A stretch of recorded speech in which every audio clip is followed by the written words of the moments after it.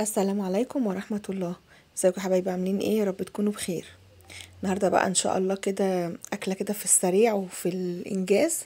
هنعمل مع بعض كده اكله سهله ومش مكلفه، بس بنشتريها من بره غاليه، وطبعا مش ضامنين كمان المكونات اللي محطوطه فيها ايه. معايا هنا دول بصلتين كده وجزرايه وطماطمايه وقرن فلفل حراق وقرن فلفل اخضر زي ما انتوا شايفين كده. وعندي هنا ده نص كيلو لحمه مفرومه. هنسمي الله بقى ونصلي على خير خلق الله. اللهم صل وسلم وبارك على سيدنا مولانا محمد وعلى اله وصحبه اجمعين. اول حاجه كده بقى هنبشر البصل بالمبشره بتاعتنا بالخرام اللي هي الواسعه دي شويه، والجزر والطماطم نفس الحكايه. هنخرط كده الفلفل بتاعنا، يعني خرط صغيره مش كبيره قوي، بالسكينه كده عادي زي ما انتوا شايفين بقى كده بالمنظر ده. هخرط الفلفل بتاعي وخرط قرن الفلفل اللي هو السبايسي ده الحامي. لو مش عايزه تحطي فلفل حامي ما تحطيش، دي حاجه ترجع لك براحتك وحسب الرغبه. بس يعني الطعم بتاع الفلفل الحامي ده بيعلي التست شويه، لكن انا مش هحطه. يعني بصوا انا خدت منه حته قد ايه، حته صغنطوطه خالص عشان بس الولاد يعرفوا ياكلوا ما يبقوش متأذيين. تمام كده. هنملح بقى الخضار بتاعنا، هحط ملح وفلفل اسود، معلقه كده كبيره من الملح ومعلقه من البهارات. دي بهارات مشكله فيها كل حاجه. تمام كده. مش هنكتر بهارات عشان نحس طعم الاكله. نحط كمان معلقه من الفلفل الاسود، وهندعك بقى كل الكلام الحلو ده بايدينا. يعني نركز بقى الموضوع كله مع التوابل ومع الخضار كده. بصوا بميته بقى زي ما هو كده. شايفين بقى بسم الله ما شاء الله. هدعك بقى كل الخضار بتاعي ده عشان اصفي المية بتاعته. بصوا المية بدأ يجيب مية ازاي في ثواني. الموضوع سهل وبسيط. هصفي بس المية عشان ما تبوظليش الاكله اللي انا هعملها. طبعا مش هنعمل كفته، عشان بس حدش يقول ان احنا هنعمل كفته وكده. لا مش هنعمل كفته. هتشوفوا دلوقتي احنا هنعمل ايه. صفيت بقى البصل بتاعي، هحط عليه كمان اللحمه المفرومه. خلاص كده. هاخد بس شويه البصل اللي نزلوا دول في الميه، وطبعا الميه دي مش هنرميها، يعني بعينها بقى في التلاجة كده في علبة او حاجة. لما ببقى محتاجة تتبيلة باخد منها. تمام كده. هنحط بقى اللحمة المفرومة بتاعتنا فيها نسبة دهن، وانا كمان كان عندي حتة ليا كده بشرتها بالمبشرة اهو، عشان بس تعزز معايا طعم الاكلة اللي احنا هنعملها. شايفين بقى بسم الله ما شاء الله الكمية زادت وبقت قد ايه. حطها بس كده في التلاجة ترتاح، يعني احطها كده حوالي نص ساعة ترتاح كده، وتاخد من طعم بعضيها وتاخد من طعم التوابل على ما نجهز بقية اكلتنا. تمام كده. يلا بقى نسمي الله. هنعمل النهارده ان شاء الله الحواوشي الاسكندراني او العيش بلحمه زي ما بنسموه في اسكندريه. معايا بقى ده كده 2 كيلو من الدقيق. مش هاخدهم كلهم، يعني انا هاخد كده نصهم، مش كل ال2 كيلو. خدت كده حوالي كيلو وشويه. حطيت عليهم معلقه من الملح، وده كيس خميره، على نص كوبايه ميه، واحط عليه كده معلقتين سكر، وهقلبهم بس عشان افعل الخميره بتاعتي واشوفها نشطه ولا لا. تمام كده. الخميره زي الفل. هنزل بيها بقى كده على الدقيق. هبتدي اعجن. نعجن بميه عادي. بصوا بقى بسم الله ما شاء الله. فضلت بقى اعجن في العجينه بتاعتي زي ما انتوا شايفين كده. بقى خلاص هحط بقى فيها شويه زيت عشان العجينه بتاعتي كده تبقى حلوه. بصوا خدتها كده على الرخام عندي وقعدت اعجن فيها لحد لما بقت زي الملبن كده في ايدي. شايفين ما شاء الله. بصوا العجينه بتمط ازاي، عامله شبه اللبانه، عامله زي الاستك بالظبط اهو. خلاص بقى كده قطعتها. قطعي بقى على قد الحجم اللي انت عايزاه. هتشتغلي بيه على قد حجم يعني على قد كمية اللحمة المفرومة بتاعتك. العجينة بتاعتي كانت ارتاحت كمان وخمرت. هنبتدي بقى كده نشكل الأرغفة بتاعتنا. حط شوية دقيق كده من تحت، وهنفرد بقى بالنشابة على حسب بقى حجم الرغيف اللي انت عايزاه ايه. عايزاه كبير، عايزاه صغير، عايزاه متوسط، زي ما يعجبك. الحجم ده انت بتتحكمي فيه. خلاص بتبقى تفردي اللي هي القاعدة اللي من تحت دي بتبقى كبيرة شوية، والغطا اللي بيبقى من فوق ده بتفرديه يعني قليل شوية عنه في المقاس. هتشوفوا دلوقتي كل حاجة. بصوا دي كانت كبيرة، وده اللي انا هقفل بيه من فوق. بخليه بس يكون ايه، مش قد الاولانية. تمام كده. فردنا كده اول رغيف اهو زي ما انتوا شايفين.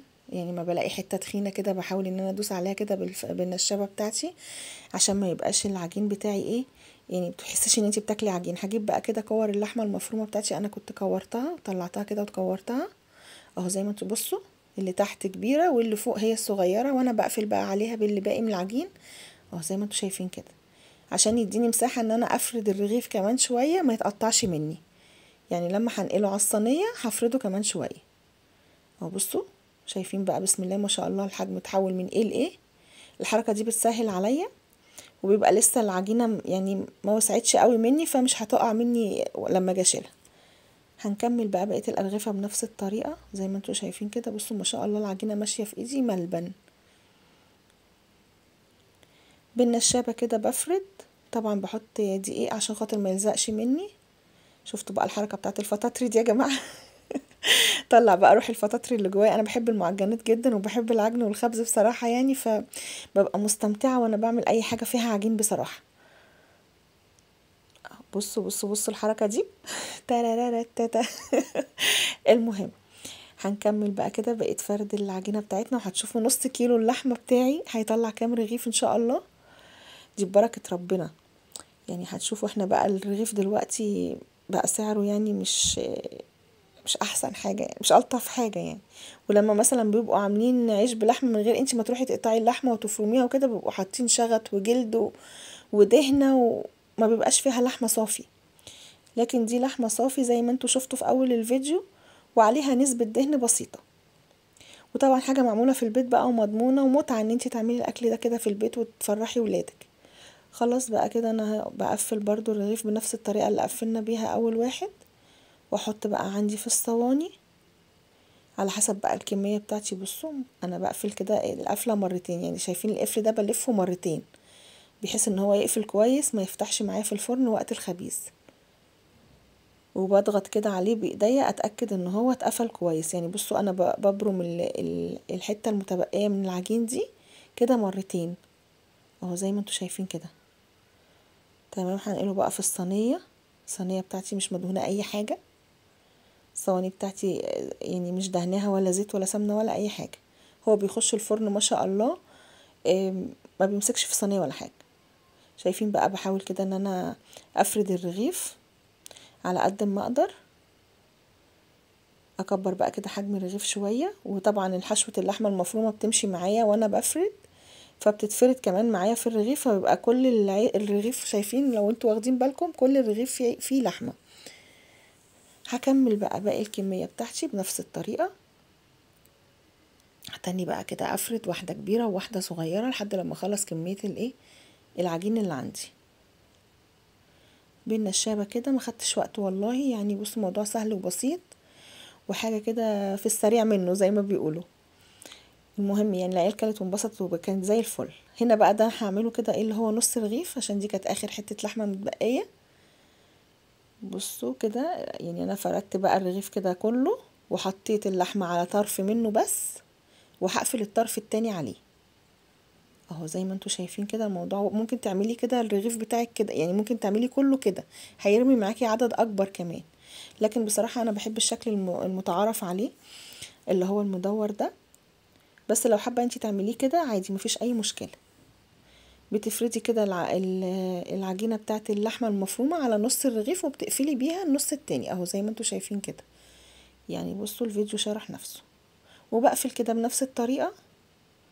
بضغط الاول كده اسكن العجينه على بعضها، وبعدين بلف وابرم اهو. ببرم الرغيف بتاعي كده لو يعني كده ده يعتبر زي السندوتش كده. خلاص قفلته بقى من جميع الاتجاهات. هاخده بقى احطه في الصينيه جنب الرغيف التاني ده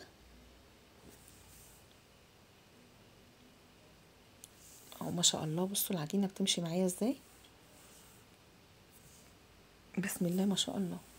تقدري بقى ان انتي تبططي كده كمان شويه بحيث تديله يعني ايه حجم اكبر شويه. الصينيه دي كبيره فاخدت معايا الرغيف ونص دول. عندي بقى هنا باقي العجين. طبعا للي ما بيحبوش العيش بلحمه قوي ده صدق كان عندي في التلاجة على حته بسطرمه كده، قطعت عليهم طماطم وفلفل. طماطم متصفيه من الميه بتاعتها شايله منها البذر واخده اللحم بس. احط بقى الصدق على الفلفل والبسطرمه. هنعمل بقى احلى رغيف حواوشي بالبسطرمه والصدق ميكس كده مع بعضه تحفه بصراحه يعني. يعني للاسف ان هي كانت اخر قطعتين كده بسطرمه واخر قطعتين صدق، فكان الرغيف ده حصلت عليه خناقه. المهم بصوا زي ما انتوا شايفين كده، قطعت بقى الجبنه فوق الحشوه بتاعتنا. حطي بقى لو عايزه تحطي جبنه موتزاريلا، تحطي جبنه شيدر، تحطي جبنه رومي زي ما انت عايزه تحطي. دي كانت مكعبات كده جبنه اللي هي النستو، جبنه مثلثات. واحط كمان رشه كده من الجبنه الرومي،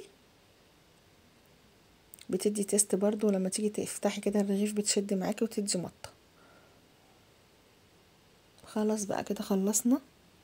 هاخد بقى بقيه العجين بتاعي اللي انا هقفل بيه، هديله بس كده ايه تعفير الدقيق، واديله كده يعني كيرف شويه. بنفض طبعا الدقيق الزياده دوت عشان ما يتحرقش معايا العيش في الفرن. اهو زي ما انتوا شايفين كده، بصوا ما شاء الله. بقفل بقى على الحشوه بتاعتي من جميع الاتجاهات، يعني ادفنها زي ما بيقولوا عشان ما تطلعش منها في الفرن. صلوا على النبي بقى في الكومنتات، ما تنسوش الصلاة على النبي، وقولوا لي رأيكم في الفيديو ايه. خلاص انا كده خلصت. ده كان اخر حاجة، كان اخر رغيف متبقي اللي هو كان ميكس بسطرمة على صدق.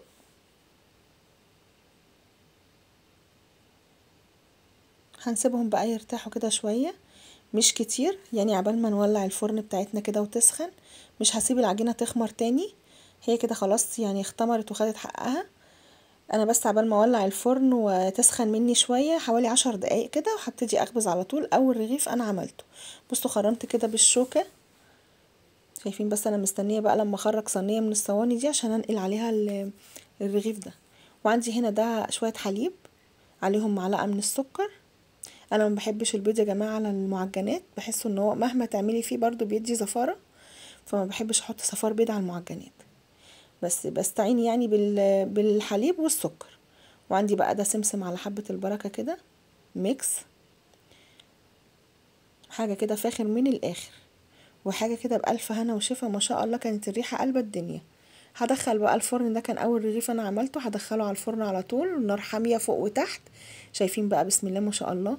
بصوا السوا طالع عامل ازاي، ما شاء الله اللهم بارك. عدوا بقى كده معايا، من نص كيلو لحمة دي 1 2 3، وادي النص اللي احنا كنا عملناه اللي هو بقية العجينة، وادي كمان رغيف 4 أرغفة كبار، واللي هو النص ده يبقى 4.5. وادي الرغيف اللي هو الميكس صدق وبسطرمة، حطيت له كده وش بيتزا عشان يبقى معروف، يبقى مميز يعني في وسطيهم.